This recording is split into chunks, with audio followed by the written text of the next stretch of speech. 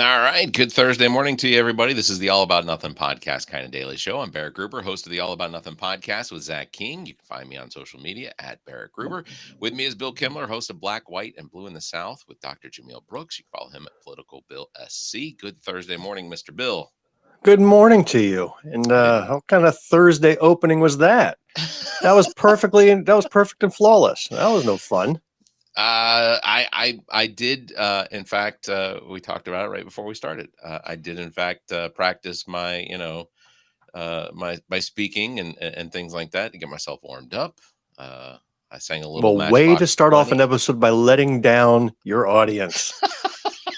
Way to start off. All right. Well, I guess it's only uphill from here. I asked my friends. I'm nothing if not a disappointment. That's absolutely a fact. How's your week been? I can't believe, it's almost mid-July. I mean, it's July 10th today. Holy crap. It's like now I got to actually start looking at Christmas gift. It's the Christmas shopping season is almost upon us. That's almost always it's almost always what I say. As soon as we get like past last Christmas, I'm like, it's going to be Christmas again. And you're not going to be prepared. I know we're celebrating New Year's Eve. Should I bother taking our Christmas tree down now, or should I just leave it up? Honestly, because as quickly as the years go past and everything in between Christmases is just a blur, I just grow it in the house. Yeah. Make a sunroom, take out a wall, put in a sunroom and just grow the Christmas tree in the house. Go ahead and if you hang the lights tight enough, they will become part of the tree. And then, you flip the switch, October after Halloween and start celebrating Christmas. Fair enough. Hey, I want to talk about this one real quick. The country of Liberia. Do you know the history of the country of Liberia? Yeah, that's the Japanese speaking country, right? They or do they speak Mandarin? I forget. What language do they speak in Liberia? Well, Liberia, the primary language in Liberia is English, and that is because what? Yeah. What a shocker. Yeah, Liberia. Let's be honest here. If you listed all the African countries right now, pull it up on the map. Could you name what language is the primary language of any country? If I were to pull up the continent of Africa and were just to point at any country, aside from South Africa, all right, South Africa's English is the primary language. So right? Any other country, would you know what the primary language was? I don't know that I would know for certain, but I know that I would potentially, if I could pick to the countries I wanted to, I could tell you which ones speak Swahili, because because when I was in elementary school, we've had a partner school in Kenya that. Oh, okay. So we as students had to learn Swahili. That's why I know. I thought you were going to point to the country of Swahili. No, but you had a childhood actual connection, so I get it. Asante sana is thank you, or asante is thank you, and that's Swahili. But that's one of the ones that I retained. Also, thankfully, Lion King. So we did have a partner school. But yeah, so the country of Liberia on the west coast of Africa was a colony that was initially established and then became a republic. But it was established by freed slaves in the early 1800s. I think it became a republic in 1862 or something like that. But it was a country that was established by free slaves that came back to Africa from the United States. Native language has always been English. All right, so I'll ask you this honest question: did you know that last week? Yeah. Okay, see, I didn't know the history of Liberia. That's not something that's come up in my history books, or maybe it did and it didn't stick, among the million of other facts. I'm just saying, for the record, I don't think it is that unreasonable not to know the native language of many countries in another continent. It's common. Now, what I would say is, you don't walk around going, "You speak good English. Where did you learn it from? Wow, you can learn another language." Like that, to me, is where the ignorant statement lies, right? You're there with the head of another state, and you're sitting there patting him on the head. Good boy, you learned another language. That is the insult. Yeah. He happened to pick the worst one, a native English speaking, but I'm not going to fault him for not knowing that. To me, that does not come across as common knowledge unless he should have been briefed by his staff, a little bit of background on all the nations in front of him. That was where I was going to go, was less on Trump, because I have to acknowledge what comes out of Donald Trump is the same thing that comes out of other people. Body parts. What? Oh, sorry, I was wondering where you were going with that. It's the same sort of interaction he has with people that are different from him. Like my father-in-law is exactly the same way. Like, if he was to see someone and hear a bit of an accent, he'd probably ask them, "Oh, where are you from? Oh, is English, English in your first language? Oh, it is your first language." Like, this is how he kind of gets to know people. And I think for Donald Trump, that's the real Donald Trump. But yes, the point is Donald Trump has they're not very talented, but he has a staff of people that know who he is. They know exactly how he's going to interact with people. And it would make sense that they would prepare him by saying, "Hey, this is the president of Liberia. Just so you know, Liberia was a country that was founded after the freed slaves came over from the United States. Just as a heads up, they also speak English. So please make sure not to comment on how well he speaks English. Go, buddy." Like, there should have been, like, shove him in the door. Just, there should have been some sort of preparation. And either they did or they didn't. But if they did, then my fear is that this is just more evidence that Donald Trump's dementia is becoming worse. And, like, I get the only preparation that Donald Trump would ever receive is H. That's it. There's no other preparation he's going to take willingly from anybody. Let's be honest with him. He walks in there thinking he knows everything, or doesn't need useless facts like what language is natively spoken in each of these countries. Yeah, but I was going to say, he may not have hemorrhoids. He just likes the application. Ooh, let's not go there. Now we got visuals. Thank you, buddy. I also saw that didn't another one of the presidents at that table, and I didn't see which one, declare that Trump should have earned or should be worthy of a Nobel Peace Prize? So I could have sworn I saw that, and it was a guy speaking through a translator who gave that speech. Yeah, I didn't see that, but it doesn't surprise me, because a good number of the countries in the continent of Africa are of the type of countries and leadership that Donald Trump really prefers over democracy. He prefers dictatorships and fascism. These are the countries he looks up to: your Russia's, China's, North Korea's. And a lot of the countries that are in Africa are not democracies, or they are they're not communist, but they are not representative democracies. They have a king, or they have a general who is the presidente sort of situation. But yes, much like our country here, right? Yeah. So it's but that wasn't the only one this week. Let's see. Benjamin Netanyahu also wrote a letter to the Nobel group to nominate Donald Trump for the Nobel Peace Prize for his efforts to end the 12-day war between Israel, Iran, and the United States. And, interesting fact, during World War II, Benito Mussolini did the same, putting in a letter on behalf of Adolf Hitler for the Nobel Peace Prize. Yeah. For unifying Europe. It's a common practice. I have penned a letter here, Bill, that I am going to be writing out more professionally, so that I can get this over the Nobel group, because I feel as though if it were not for you on this podcast, that peace easily would not have had to have been brokered between Texas and Arkansas, and Oklahoma as well. Because, but if it weren't for you, then we never would have had the thought that maybe we would have had to break up that fight.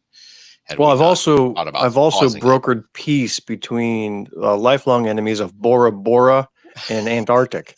Have those two been at war at all? No. No. And you know what? That's because I was involved. You And take me out of the equation and it's World War V.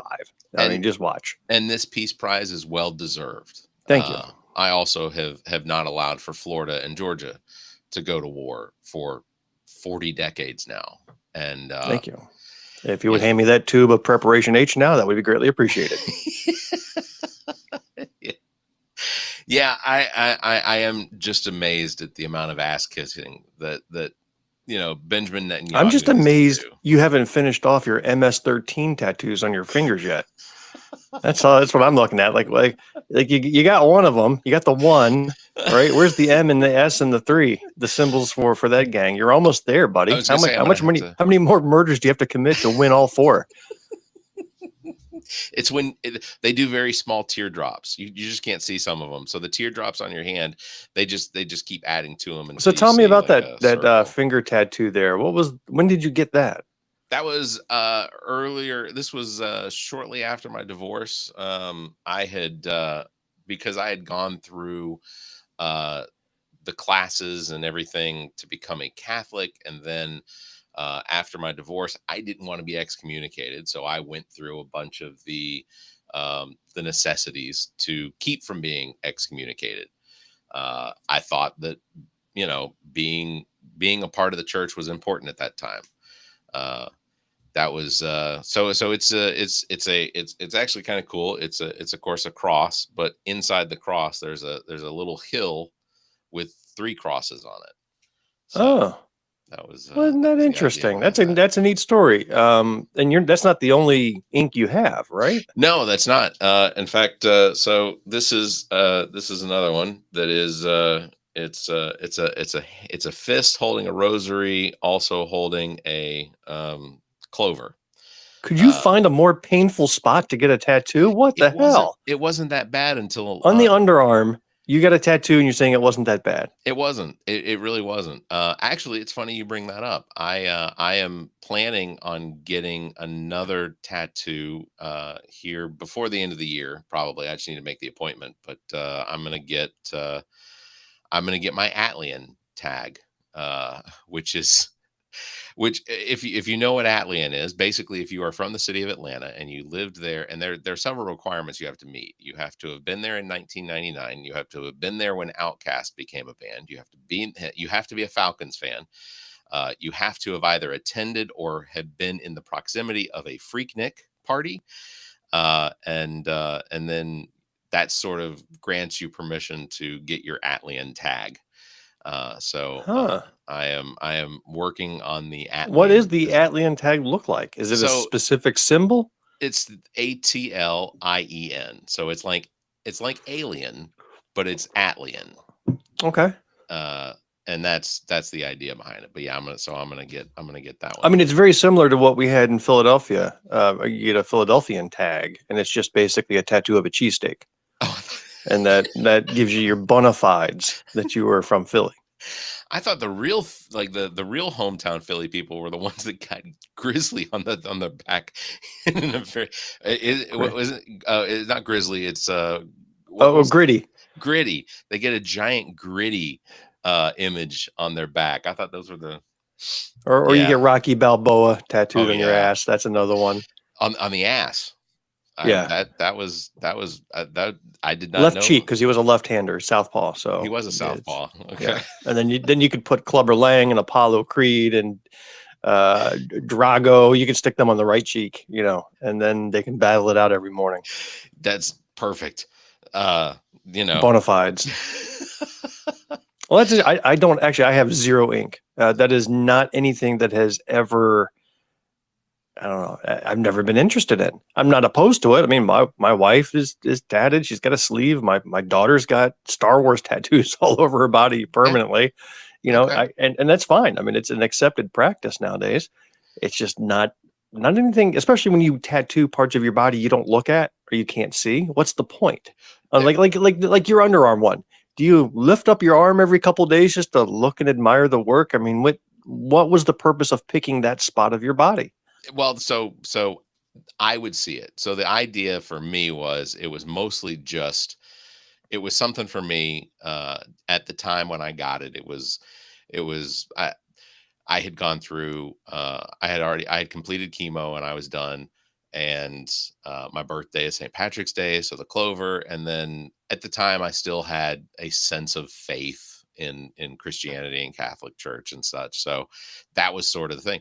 Obviously, one of those things for me I have abandoned. And so I have it doesn't have the same meaning it does. You've abandoned the Irish lineage. I've given up on my birthday bill. I'm done with it. But and that's the thing about tattoos, is that over time, sometimes where they had meaning, they no longer do. And it's just sort of I have no qualms about putting something on my body that potentially has no meaning. Doing an Atlian tag for me is, I'm from Atlanta. It's funny. I have to remind myself pretty often of the amount of time I've lived in South Carolina is longer than the amount of time I lived in Atlanta. I moved out of Atlanta when I was 21, and I've been here since then, and I'm 46. So, that's well, I don't think there's anything cool about getting a palmetto tattooed on you, or not yet. It just doesn't have the ring to it. We got to figure out how to make it cool, though.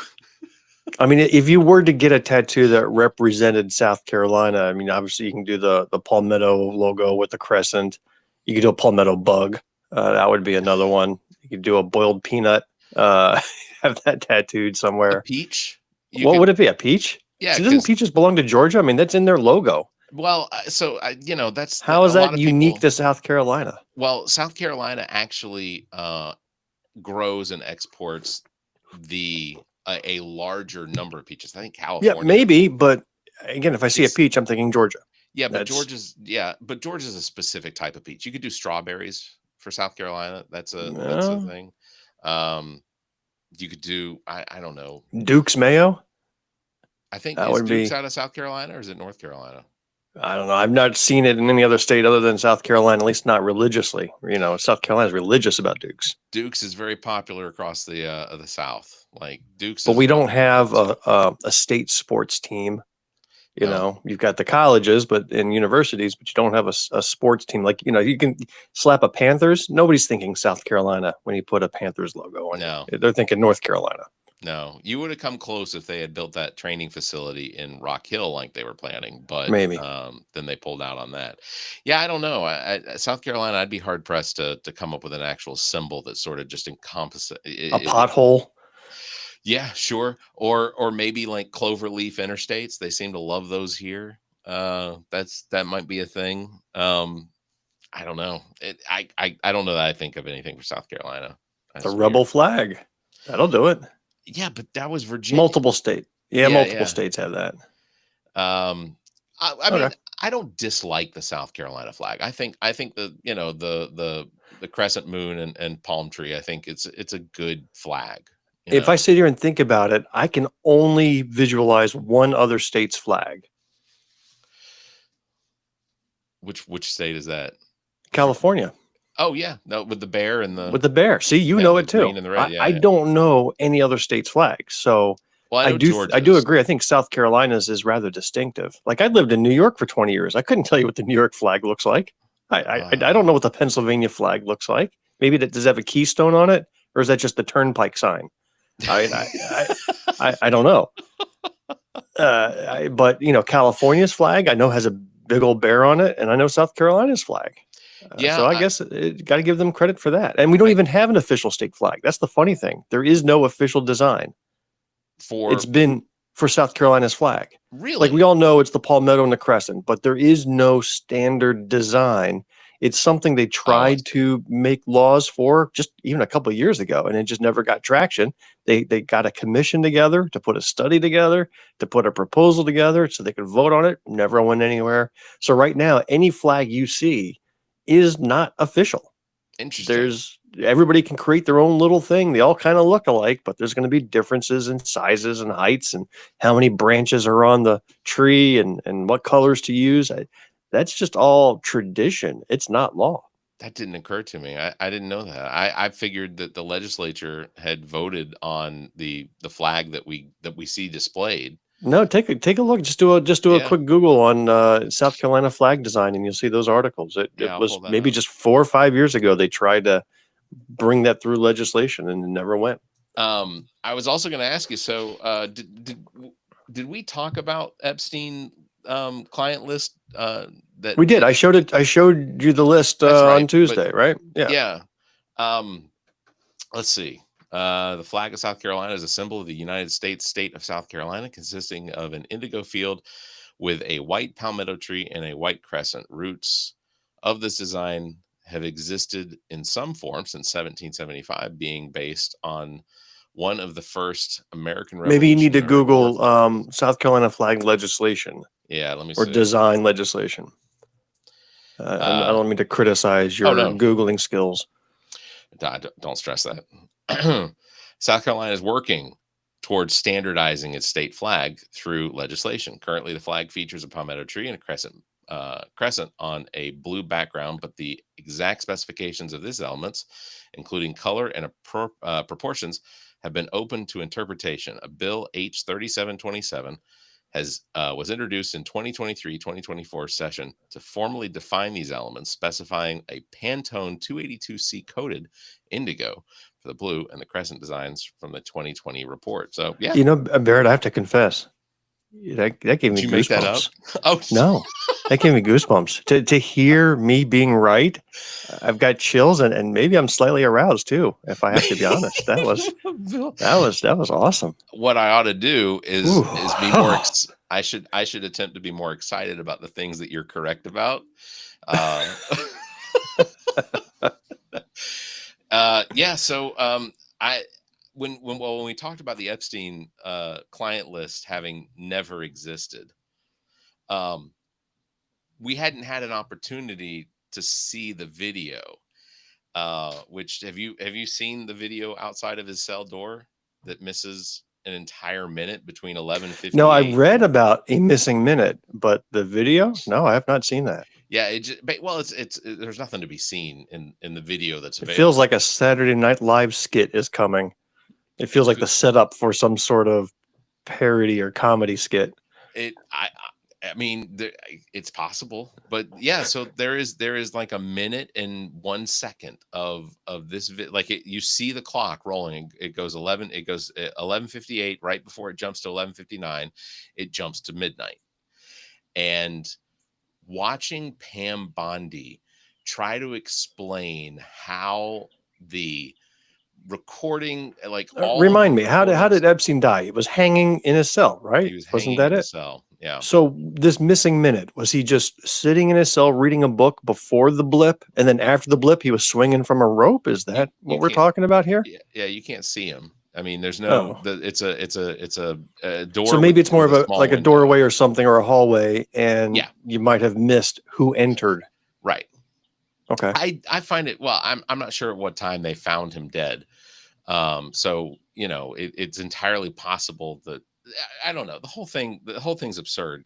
To release a Well, given video. that they've got 1 ton worth of flight logs and recordings and other documentation and everything else to now say there is no list, what? Who is that lady, that his associate, Jazane Maxwell, right? Still in jail. So why is she still in jail then if there's no list, Yeah, and there's yeah. no victims, What crime did she commit? You know, right? so what are we simply saying that that she was working with Jeffrey Epstein on trafficking young women uh, just for their benefit? I mean, Yeah. like it doesn't make sense. But And yeah, it's got to be the greatest of coincidences that all of this transpired after Musk started making accusations that he's seen the list and he saw Trump's name on sure, it. And yeah, now the list is gone. yeah. Must be just a coincidence. It's got to be a coincidence. Like none of this stuff happens as a result of actual events. It To be honest, I was never really that interested in the whole Epstein saga until just now. Yeah, until Until now. we went from list to missing list. Now it's got my full undivided attention. Like I think back in 2022 when I guess when Maxwell was being, I guess when she was going through her trial, I was a little interested, because I was interested in the evidence that was going to come up during the trial that would potentially link people not that we had all heard that Clinton had visited the island, but to actually see the flight logs of the guests, so the Bill Gates, the Bill Clintons, the people that were actually traversing, but for the cover up now to say that there was no client list, that whatever it was that Pam Bondi said she had on her desk several months ago is basically just a bundle of blank paper, is a little ridiculous. She said she was literally going through those papers, and in my head I just see a cartoon image of Pam Bondi sitting there flipping through a notebook of blank pages and like really studying them. But so Elon Musk comes out and says, news bomb, Donald Trump's on the Epstein client list. Okay, well, I think we all sort of figured that was probably the case, but now with the cover up, you're seeing so much anger from the MAGA, like his Trump supporters. Like there is a furious Alex Jones broke down in tears because he was so upset that Donald Trump was now he was part of the deep state that Alex Jones has been trying to out for years. Well, there is a superpower that the Republican voter has that you and I do not. And that's the ability to block out portions of reality like that we just can't do. I mean, despite the 15 photos a day I see and videos a day I see of Trump partying with young girls at Epstein. I mean, we see those all the time. Cannot deny them. And they're legit. I'm not talking, some are photoshopped and they're obviously photoshopped, but there are just too many legit photos and videos out there of them partying it up with young girls all around. Yeah. We see that and they can just ignore it. Like they could ignore it. We see the same thing here in South Carolina with RJ May. We talk about him at least once a week. The Republican voter in South Carolina, knowing full well that his house was raided by federal officials, had 2 tons of electronics seized and hauled away. And there's only one reason why that occurs. And still, they went and pulled the lever for him. They said, let's vote him in. Not only that, Barrett, let's seat him in the House. Let's seat him in the legislative chamber for an entire session and let him vote on things. And oh, by the way, now that the charges have come out, now that he's wearing an orange jumpsuit, now they're holding an ethics investigation. Right now, there's like, oh, maybe there's something wrong. Like they have this ability to just put that out of mind and carry on with whatever they're doing. You and I couldn't do that. I mean, God forbid there was a Democratic legislator that had his house raided and had his electronics seized and he was in a orange jumpsuit. Do you think that there would be a single Republican lawmaker or a talking head that would not be talking about that every day if it was a Democrat doing it? If the scenario were exactly the same, just on the other side. Well, we had Menendez, who had literally gold bullion hiding in his jacket. Yes. The Senate did an investigation. They outed him. Yeah. That's one of the things that really irritates my mother all the time is the fact that Democrats Senator Franken.